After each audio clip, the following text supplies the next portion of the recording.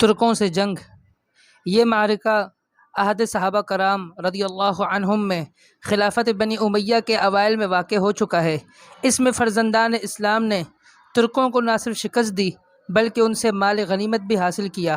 حضرت ابو ہریرہ رضی اللہ تعالی عنہ بیان کرتے ہیں کہ رسول اللہ صلی اللہ علیہ وسلم نے فرمایا: لا تقوم الساعة حتى تقاتل الترک صغار الاعین حمر الوجوہ زلف الانوف كأن وجوههم المجان المطرقة ولا تقوم الساعة حتى تقاتل قوما نعالهم الشعر۔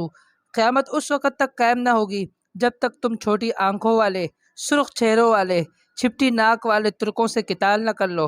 ان کے چہرے گویا ایسی ڈھالیں ہوں گی جن پر چمڑا لگایا گیا ہوتا ہے۔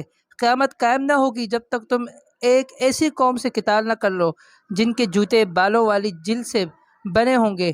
یہ حدیث صحیح بخاری کے اندر موجود ہے۔